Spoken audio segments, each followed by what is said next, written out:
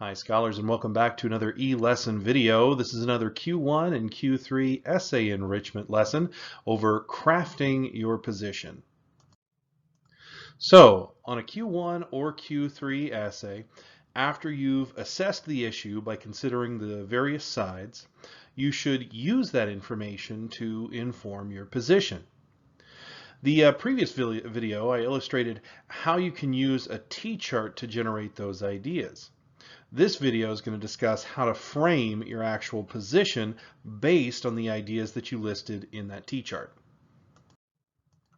So, how do I go about crafting my position on the Q1 or Q3?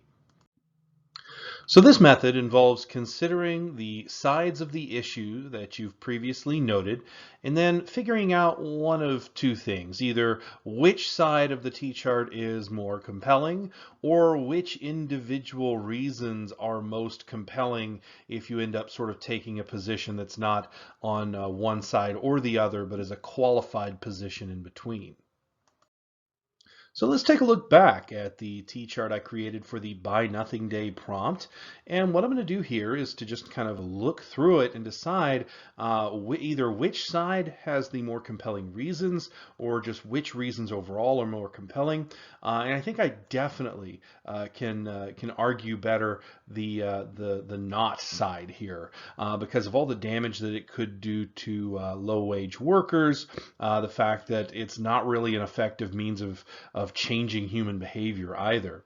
So based on what I've written down here on the T-chart, I can also use that to help phrase what my position and thesis is, and I can use some of that as the reasoning in my essay to develop my thesis.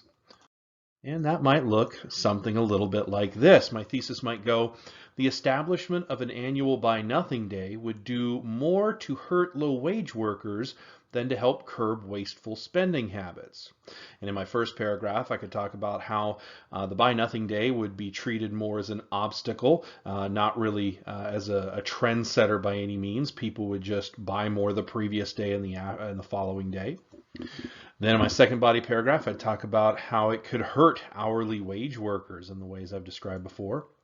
And then finally, I'd offer an alternative solution, how a higher VAT on, which is a value-added tax or sales tax on non-essential goods and on express shipping purchases would actually help curb those spending habits more than merely a day that promotes not spending anything, not buying anything at all. All right, let's take a look at another example. This one from that Barbara Jordan claim that private wants threaten national identity. Looking at my T-chart here, once again, I see that in the right column, I think I have by far some better reasoning there, simply because the observation she's made is not new. It's been around forever and ever, and I really do think that there's a different cause of this problem altogether. So again, I can look at the ideas from that right column and draw from them to create my position in my thesis. And here's what that might look like. My thesis might be, it is not the private wants of different groups that threatens our national identity, but the broken mechanisms within our democracy which no longer force these groups to come together to pursue a common good. And I'd start off my first body paragraph talking about the first thing that I listed on my T-chart, how America historically has been defined by its diversity and has found strength in it. We're a nation of a lot of different people, a lot of different groups who work together for a common good.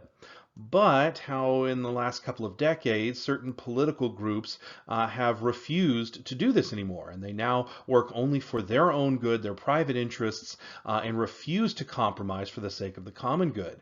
Those political groups have even broken traditional government mechanisms, instead are force-feeding a particular identity from the minority position. You might have heard the expression tyranny of the minority, which we're experiencing right now, where a small or relatively small group is kind of dictating the direction our country goes in, and that kind of violates what our national identity would actually be if it were truly representative.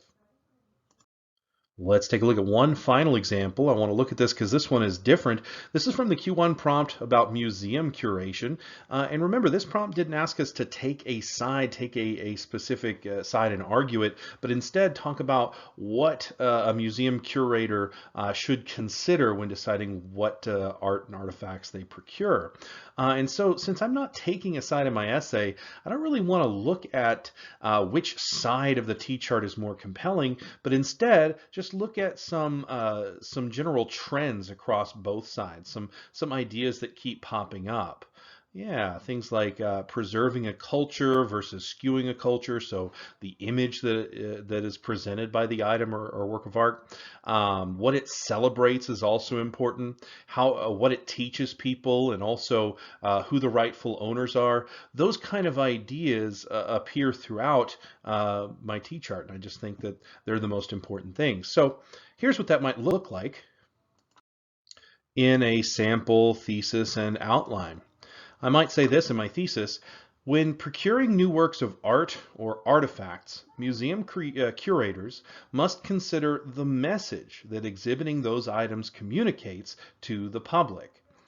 And I might start off my first body paragraph talking about how the item, the work of art or the artifact must tell the truth. It must be honest and truthful in its depiction. Then I can move into how it is necessary for that item to inspire progress and positive human achievement. And then lastly, it's important that that item values the culture that it came from, whether that's in how it depicts a culture, how it depicts the artist, how it depicts a time period, or just in being sensitive to the ownership and the provenance of that item. That's where I might talk a little bit about how museums in the last couple of decades have been getting into trouble for not returning items that they stole during colonial days to their rightful owners, those countries that were colonized. All right, in the end, remember that your essay is merely joining a much larger conversation that's already going on.